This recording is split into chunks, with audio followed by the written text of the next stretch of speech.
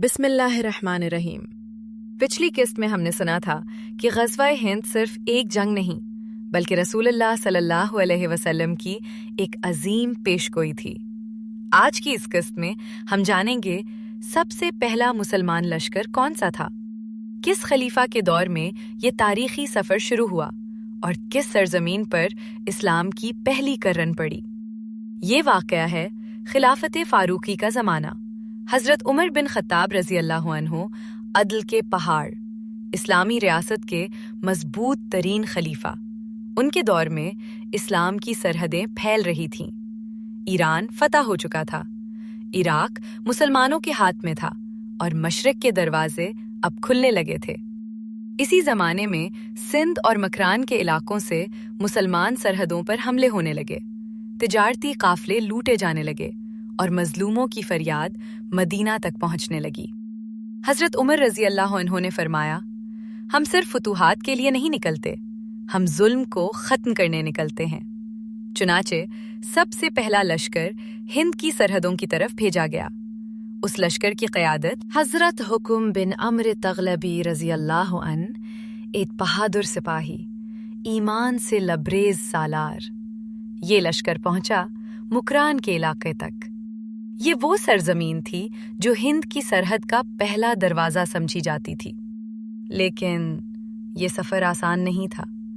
रेगिस्तान, पहाड़, भूख, प्यास और सामने ताकतवर दुश्मन। मुसलमानों ने बहादुरी से मुकाबला किया, लेकिन रास्ता बहुत सख्त था और हालात ऐसे कि बड़ी फतह मुमकिन ना हो सकी। हज़रत हुकुम बिन अम्र ने मदीना पैगाम भेजा कि ए अमीरुल मोमिनीन, ये सरजमीन बहुत सख्त है, यहाँ लश्कर भेजना बहुत बड़ी आजमाइश होगी। हज़रत उमर रज़ी अल्लाहु अन्हु ने ये सुनकर फरमाया, जब तक मैं जिंदा हूँ मैं मुसलमानों को इस खतरनाक सरजमीन में बेवजह नहीं झोंकूंगा। और यूं ये मुहिम वक्ती तौर पर रुक गई, लेकिन ये इख्तिताम नहीं था, ये सिर्फ इब्तिदा थी। तकदीर ने अभी बहुत कुछ लिख रखा था। कई साल बाद बनु उमैया के दौर में एक नौजवान सालार उठेगा जिसका नाम होगा मोहम्मद बिन कासिम।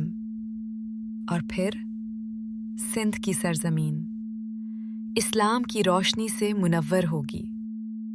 लेकिन वो दास्तान हम अगली किस्त में सुनेंगे, जहां एक कम उम्र जर्नैल राजा दाहिर के मुकाबिल खड़ा होगा और तारीख का धारा बदल देगा।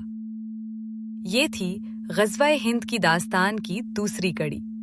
अगर आप इस अजीम सफ़र को मुकम्मल सुनना चाहते हैं तो हमारे चैनल को सब्सक्राइब करें और अगली किस्त का इंतज़ार करें। अल्लाह हमें हक़ का साथ देने की तौफ़ीक़ अता फ़रमाए, आमीन।